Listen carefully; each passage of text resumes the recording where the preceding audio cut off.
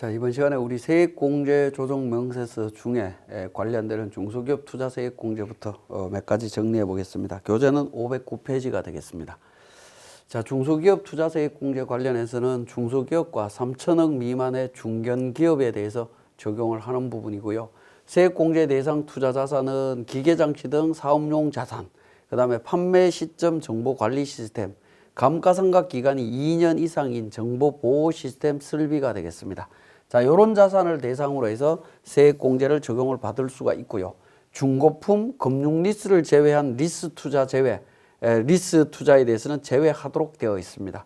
그래서 중고품은 안 된다라고 보시면 됩니다. 중고는 안 되고요. 금융리스를 제외한 리스 투자이기 때문에 금융리스는 투자세액공제를 적용할 수 있다라고 보시면 되겠습니다. 요거는 적용이 가능하고 금융리스 이외의 투자는 안 된다라고 보시면 되겠습니다. 자, 음식점의 경우에 스무디 제조 머신이라든가 커피 머신, 제빙기 관련되는 부분, 이런 부분들은 세액공제가 된다라는 겁니다. 자, 이런 부분들은 기계장치 등 사업용 자산에 들어가는 부분이고요.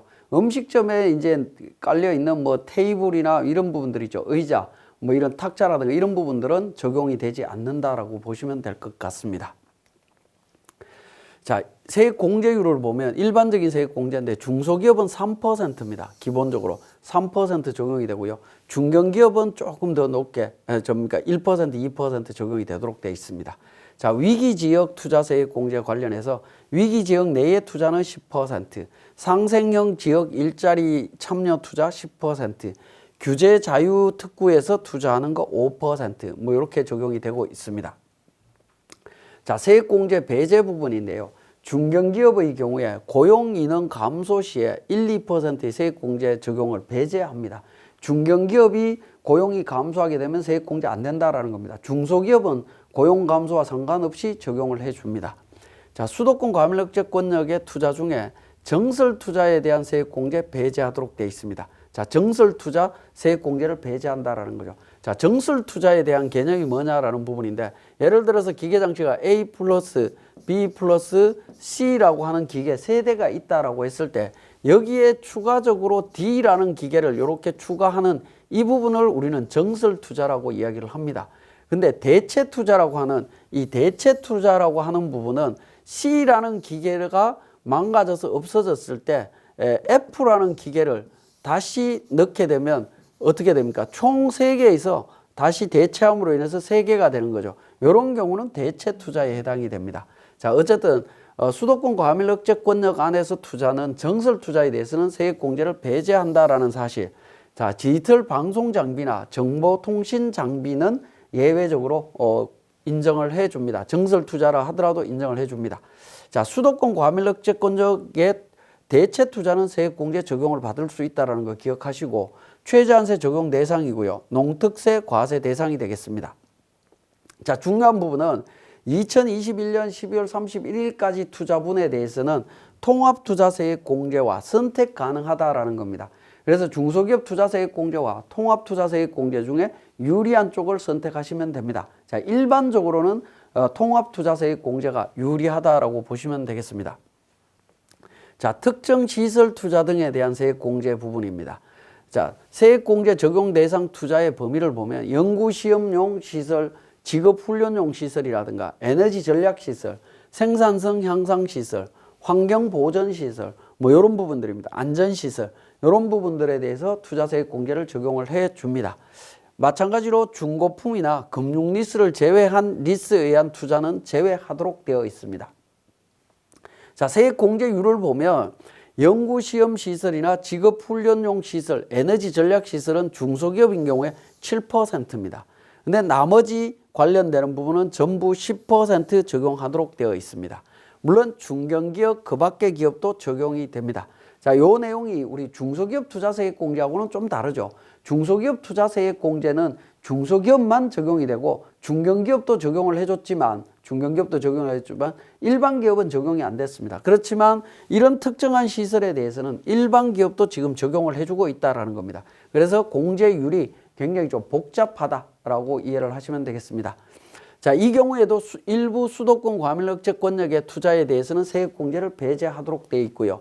다른 투자세액공제와 중복 적용도 배제됩니다.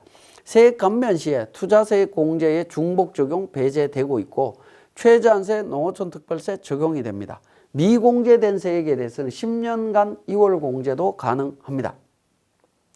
자, 이 부분도 마찬가지로 우리 특정시설물 투자와 관련되는 부분도 중소기업 투자세액 공제와 동일한 규정인데요. 513페이지에 보시면 거기에 당부장 표시로 내용이 나와 있죠. 2020년 12월 29일에 이 규정이 삭제됐지만 21년 12월 31일까지 투자 완료분에 대해서는 통합투자세액 공제와 선택 적용할 수 있습니다. 그래서 유리한 쪽을 선택하시면 된다라는 거 기억을 하시고요. 자, 517페이지로 넘어갑니다. 통합투자세액 공제가 되겠습니다. 자, 개요부터 먼저 보면 중소기업 투자세액 공제, 특정시설 투자세액 공제, 의약품 관련되는 거, 신성장 관련되는 거, 초연결 네트워크 관련되는 요 5가지 세액 공제 관련되는 부분을 통합해서 통합투자세액 공제로 명칭을 바꿨습니다. 바꾸고 전체를 통합해서 단순화시켰다라고 보시면 되겠습니다. 자, 그러면 통합투자세액 공제는 언제부터 적용하느냐라는 건데 2021년 1월 1일 이후 과세표준을 신고하는 분부터 적용을 합니다.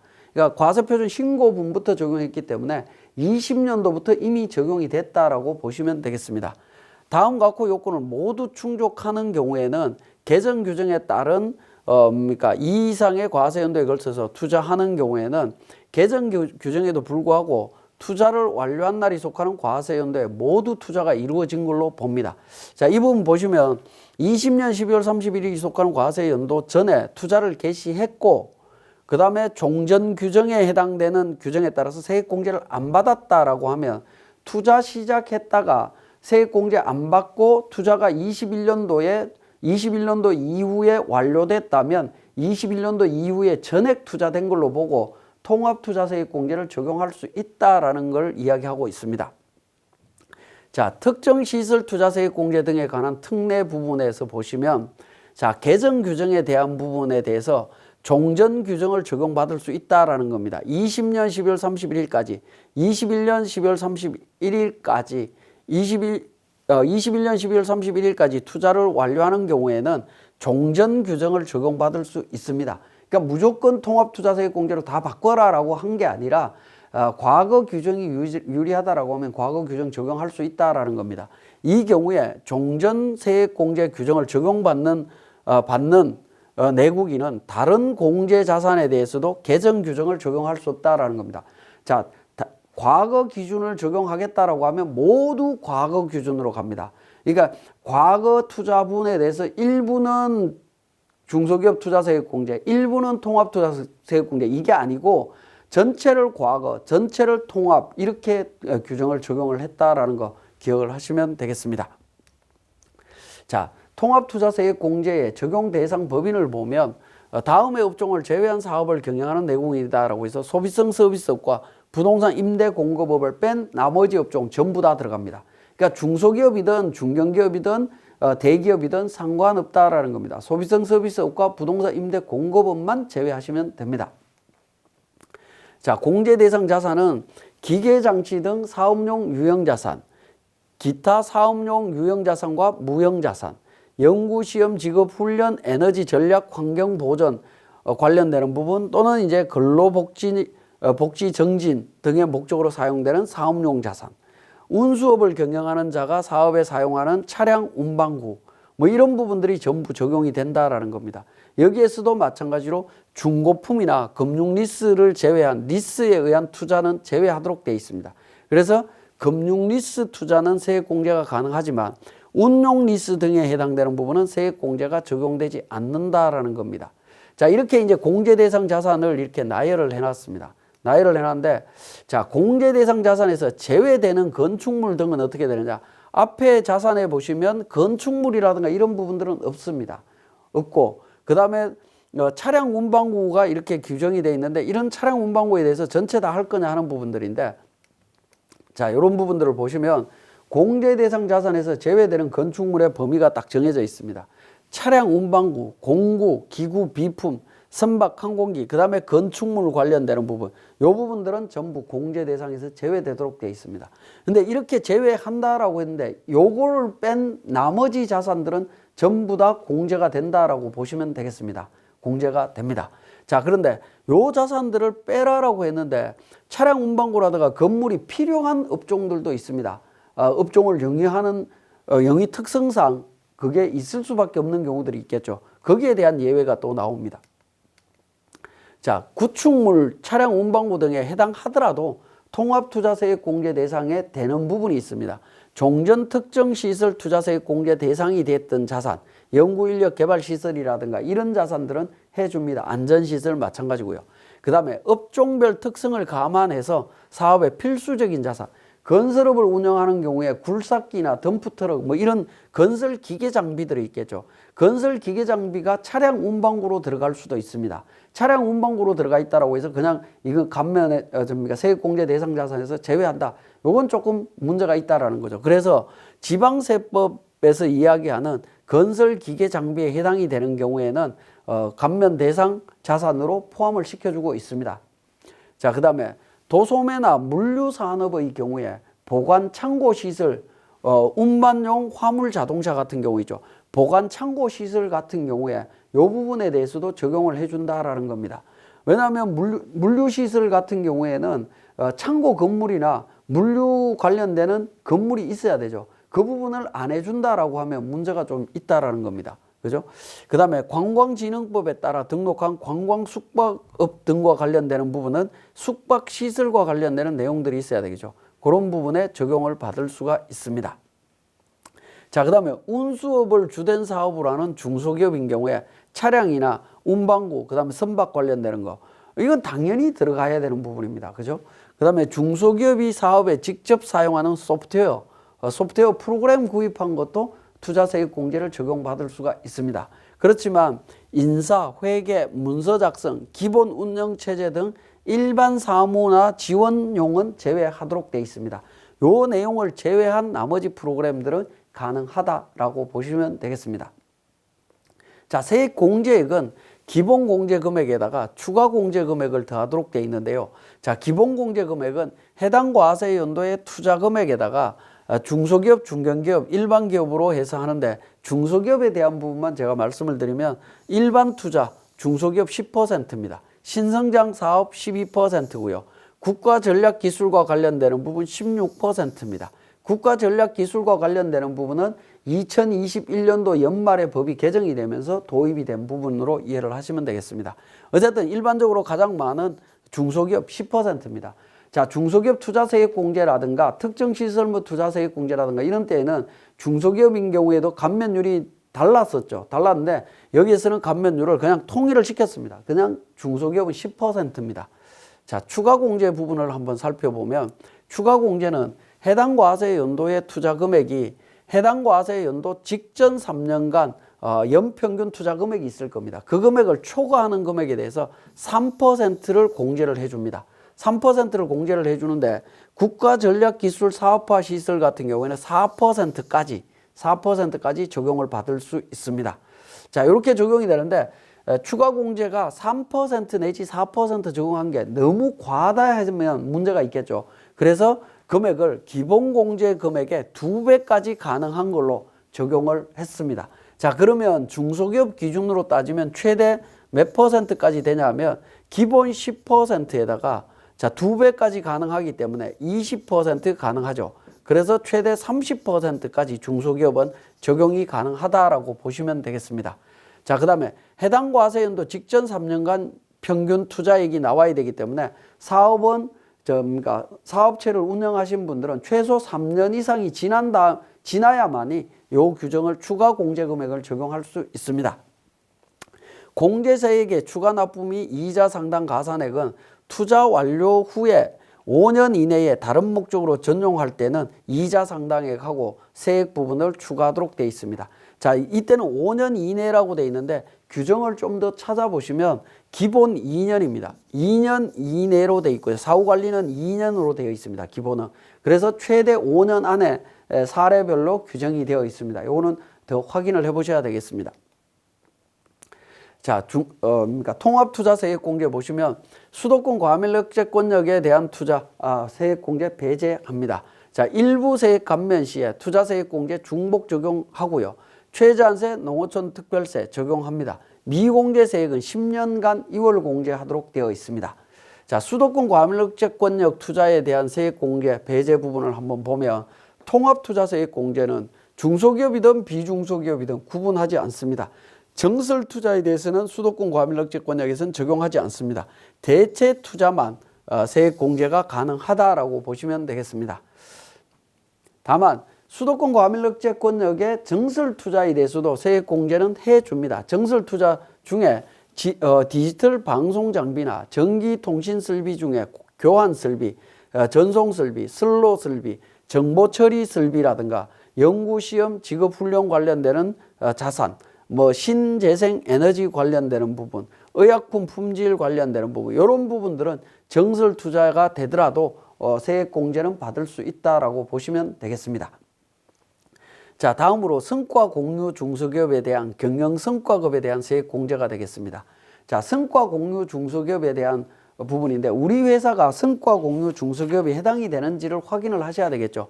자, 성과급 지급을 서면으로 약정하고 근로자에게 지급하는 성과급 제도를 운영하는 기업들, 그 다음에 중소기업이나 청년 근로자, 핵심 인력에 대한 성과 보상 사업에 가입한 업체들, 여기에 이제 내일 채용 공제 관련되는 부분 가입한 업체들입니다. 이런 기업들은 무조건 성과 공유 중소기업에 해당이 됩니다. 그리고 일정 요건을 갖춘 임금 수준이 상승하는 업체들 있죠. 이런 부분들. 그 다음에 우리 사주 제도 운영하고 주식 매수 선택권 있고요. 중소벤처기업부 장관이 인재 육성 중소기업부터 시작해서 이렇게 고시하는 유형들이 있습니다. 여기에 해당이 되면 성과 공유 중소기업에 해당이 됩니다. 그래서 실무적으로는 가장 간편하게 확인할 수 있는 부분은 내일 채용 공제가 가입되어 있는 데들은 성과 공유 중소기업이다라고 보시면 되겠습니다. 다른 요건이 필요 없습니다. 이 중에 하나만 해당이 되면 되기 때문에 내일 채용 공제 굉장히 많이 가입하고 있는데요. 가입된 업체들은 성과 공유 중소기업에 해당이 됩니다. 자, 성과 공유 중소기업에 해당이 되면 상시 근로자에게 경영 성과급을 지급하면 성과급의 10%를 세액 공제 받을 수 있습니다. 물론 근로자에게 근로자는 경영성과급에 대한 소득세에 대해서 50% 세액 감면이 됩니다. 세액 감면도 적용받을 수가 있기 때문에 경영성과급 나갈 때는 10% 세액 공제 받을 수 있는 부분 확인하시면 되겠습니다. 자, 여기서 상시 근로자에 대한 범위, 제가 앞의 시간에 상시 근로자에 대한 개념 다 설명을 드렸습니다. 자, 근로기준법에 따라 근로계약을 체결한 내국인인데 내국인 중에서 근로자 다음의 사람들은 제외하도록 되어 있습니다. 고용을 정대시킨 기업에 대한 세액공제 적용이 제외되는 근로자는 제외하도록 되어 있습니다. 그 다음에 해당 과세 기간에 총금액이 7천만 원을 초과하는 근로자는 제외하도록 되어 있습니다. 자, 이런 근로자들은 빼고 계산을 한다라는 거고요. 자, 경영성과급의 범위가 되겠습니다. 자, 경영성과급은 중소기업 인력 지원 특별법 시행령 26조의 2의 1항 1호에 따른 성과급이어야 되고 영업이익이 있어야 됩니다. 자, 이 두 가지 조건을 갖춰 갖고 성과급을 지급하면 세액 공제를 받을 수가 있습니다. 근데 세액 공제가 배제되는 경우도 있습니다. 이거는 뭐냐면 해당 과세 연도의 상시 근로자 수가 직전 과세 연도의 상시 근로자 수보다 감소하게 되면 배제합니다. 그래서 근로자가 증가하거나 유지가 돼야 된다라는 겁니다. 최소한 유지가 되는 경우에만 적용이 됩니다. 자, 기타 사항입니다. 최저한세 적용이 되고요. 미공제세액 10년간 2월 공제됩니다. 중복지원 배제 규정이 따로 없기 때문에 다른 세액공제 감면과 중복 적용이 다 됩니다. 농어촌 특별세 적용이 된다라고 보시면 되겠습니다. 자, 성과 공유 중소기업 확인서 받아야 되느냐라는 건데 원래 신청하실 때 성과 공유 중소기업 확인서를 발급을 받아야 됩니다. 그렇지만 미발급 받은 경우에도 요건만 갖춰져 있고 사후에 발급을 받으면 세액공제 받을 수 있습니다. 세액공제 대상 중소기업은 중소기업 기본법상의 중소기업을 의미합니다. 제가 중소기업 판단과 관련해서 설명드릴 때 기준이 중소기업 기본법과 조세특례제한법 두 가지가 있다라고 말씀을 드렸을 겁니다. 어떤 법에 따라서 판단을 하는지를 확인해 보셔야 될 것 같습니다. 자, 그 다음에 성과 공유 약정 시에 중소기업에 해당이 됐습니다. 그런데 성과급을 실제 지급할 때 중소기업이 아니었다라는 거죠. 이런 경우에는 세액공제 적용받을 수 있느냐라는 건데 세액공제 가능하다라고 예규가 나와 있습니다. 자, 경력단절 여성 고용기업에 대한 세액공제 정리해 보겠습니다. 자, 공제 대상은 중소기업과 중견기업이 되겠고요. 공제세액은 고용한 경력단절 여성 인건비의 2년간 인건비의 30%를 세액공제해 줍니다. 물론 퇴직소득은 제외합니다. 그래서 30% 세액공제이기 때문에 엄청나게 이 부분도 큰 혜택이라고 보시면 되겠습니다. 자, 경력단절 여성이 어떤 사람들이냐라는 부분인데요. 동일한 업종의 기업에서 1년 이상 근무한 후에 결혼, 임신, 출산, 육아, 자녀 교육의 사유로 퇴직한 경우를 말합니다. 자, 이때 동일한 업종이라고 하는 부분은 업종 판단은 표준산업분류로 갑니다. 제가 세액공제 감면 이런 부분 이야기하면서 업종에 대한 부분 이야기할 때마다 표준산업분류 이야기하고 있습니다. 그래서 여러분들은 반드시 표준산업분류를 확인하셔야 됩니다. 표준산업분류상의 중분류를 의미합니다. 우리가 표준산업분류에서는 5단계가 있다라고 했죠. 대, 중, 소, 세, 세세 분류에서 5단계가 있는데 이 5단계 중에 두 번째까지 같으면 경력단절 여성으로 들어갑니다. 과거에는 경력단절 여성이라고 할 때 우리 회사에서 퇴사했던 직원이 다른 요건 다 갖춰서 우리 회사로 재입사했을 때만 인정이 됐습니다. 그렇지만 지금은 다른 회사로 가도 된다라고 보시면 됩니다. 요걸 이제 우리 세무법인이나 이런 쪽을 기준으로 말씀을 드리면 세무법인에 근무하던 직원이 다른 세무법인에 근무하던 직원이 우리 회사에 들어오더라도 우리 세무법인에 들어오더라도 세액공제 대상이다라는 거고요. 변호사 사무실에 근무하던 직원도 우리 쪽에 입사를 하더라도 다른 요건만 갖춰지면 경력단절 여성으로 인정을 받을 수 있다라는 겁니다. 그래서 지금은 경력단절 여성의 범위가 넓어졌기 때문에 굉장히 많이 적용될 수 있을 걸로 보여집니다. 퇴직한 날부터 3년 이상 15년 미만의 기간이 지났어야 됩니다. 그러니까 다른 회사에서 퇴사하자마자 바로 오면 안 되고요. 바로 오면 안 되고 3년은 지나야 됩니다. 최소 3년 이상 15년 안에 다시 입사를 하면 적용이 된다. 최대 주주나 최대 출자자나 그와 특수관계가 아니어야 됩니다. 요 요건들만 갖춰지면 경력단절 여성으로 인정이 됩니다.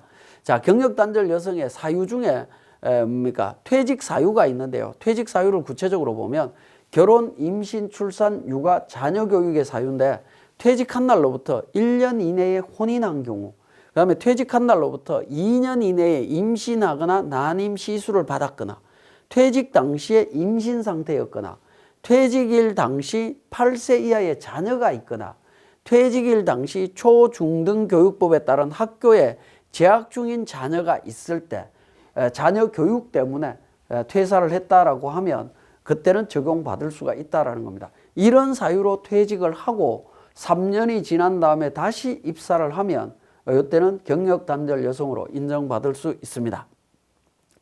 육아휴직 복귀자에 대한 인건비 세액 공제 관련되는 부분입니다. 대상자는 남성 근로자고요.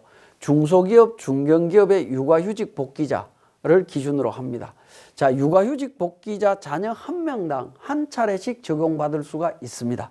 세액 공제 금액은 1년간 인건비에 대해서 30% 세액 공제해 줍니다. 중견기업은 15% 적용해 줍니다. 자, 사후관리는 1년 내 근로관계가 종료될 때 세액 상당액을 납부하도록 하고 있습니다. 과거에는 이자 상당액도 추가로 납부했었어야 되는데 최근에 이제 법이 개정이 되면서 고용과 관련되는 부분에 있어서 세액공제 적용받는 부분은 대부분 세액공제 사후관리를 하더라도 이자 상당액에 대한 부분은 대부분 삭제됐다라고 보시면 될 것 같습니다. 자, 최저한세나 농특세 적용 대상이다라는 거 보시면 되겠고요. 자, 그래서 경력단절 여성과 육아휴직 복귀자에 대한 부분을 비교를 해보면 남녀에 따른 공제 여부에서 경력 단절 여성은 여성만 됩니다. 제목에서 여성이라고 했기 때문에요. 그 다음에 육아휴직 복귀자는 남녀 모두 적용이 된다라는 거고요. 세액 공제율은 인건비의 30%, 중견기업은 15%, 둘 다 똑같습니다. 근데 적용기간은 경력 단절 여성은 2년이고요. 육아휴직 복귀자는 1년입니다. 자, 상시 근로자 수 증가 여부에 상관없이 경력 단절 여성은 적용을 해줍니다. 그런데 육아휴직 복귀자는 감소하게 되면 고용이 감소하게 되면 세액공제가 배제된다라고 보시면 되겠습니다. 자, 그 다음에 근로관계 종료 시에 세액공제 추징 여부가 되겠습니다. 경력 단절 여성은 사후관리가 없습니다. 무조건 적용해 줍니다. 육아휴직 복귀자에 대해서는 1년 내에 근로관계 종료되게 되면 세액공제를 배제하도록 돼 세액공제를 추징하도록 되어 있습니다. 공제액을 추징한다라는 겁니다.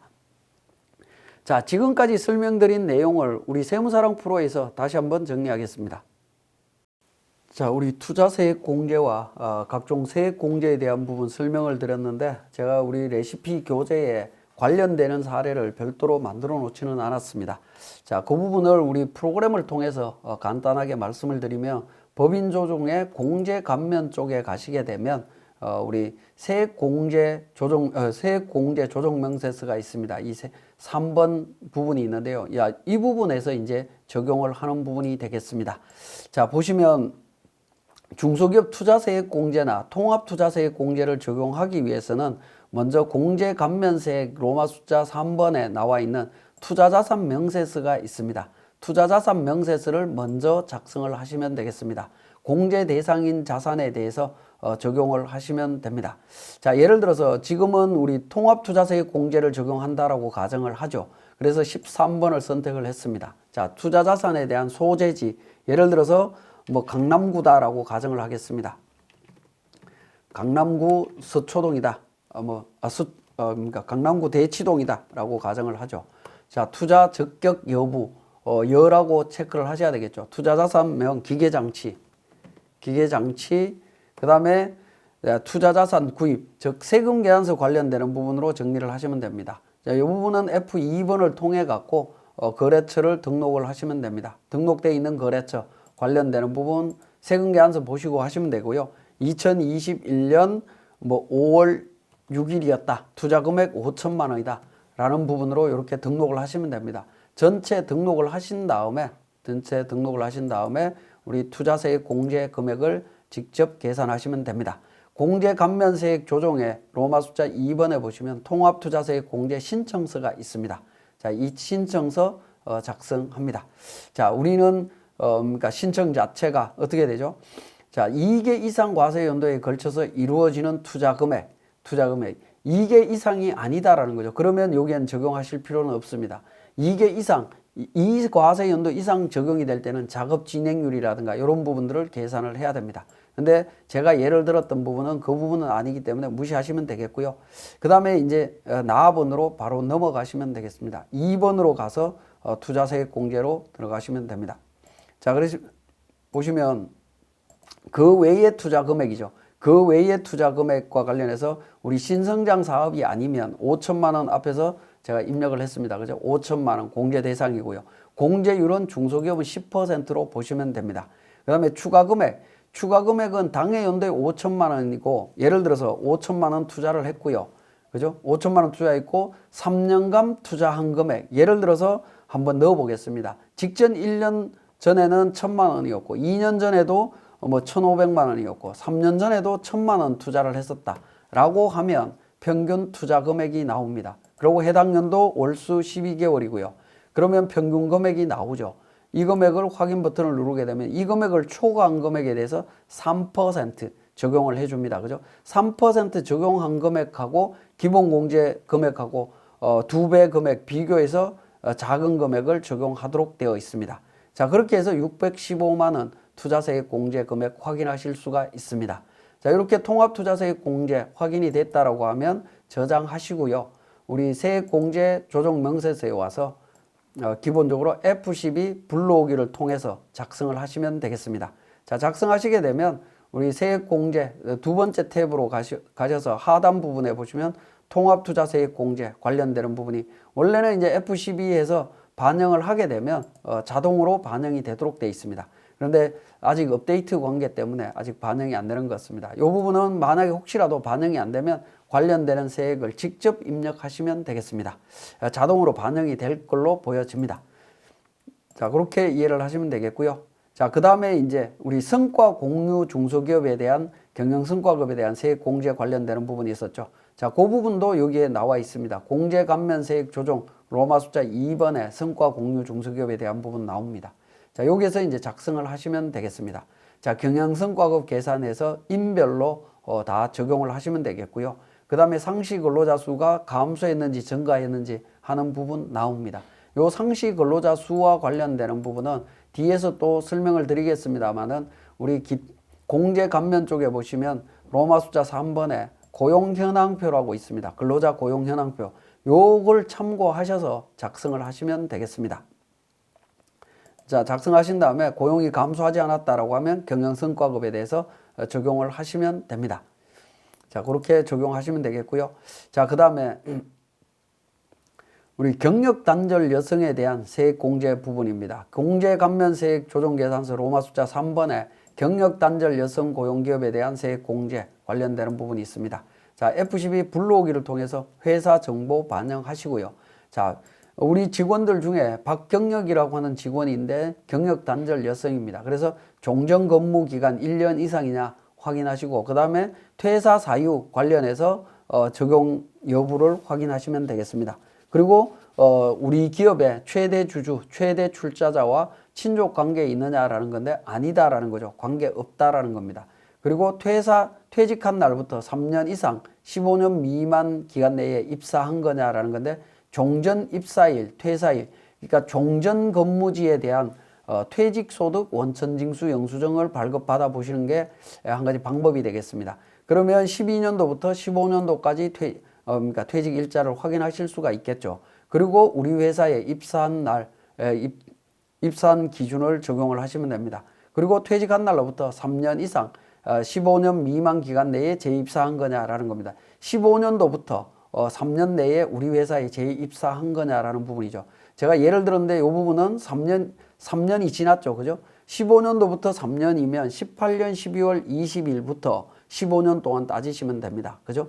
그러니까 20년도에 입사한 거는 정상적인 거였죠. 그래서 예라고 하고 인건비 1,800만 원이면 540만 원에 대해서 세액 공제를 받을 수 있다라는 겁니다.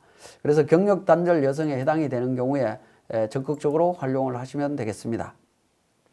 자, 이렇게 이제 작성을 하신 다음에 세액 공제 조정 명세서에 가셔갖고 F12 불러오기를 통해서 작성하게 되면 연구인력 개발비 성과 공유 관련되는 부분, 그 다음에 경력 단절 여성 통합투자세액 공제 관련되는 부분 데이터 불러오겠느냐 하는 정보 나옵니다.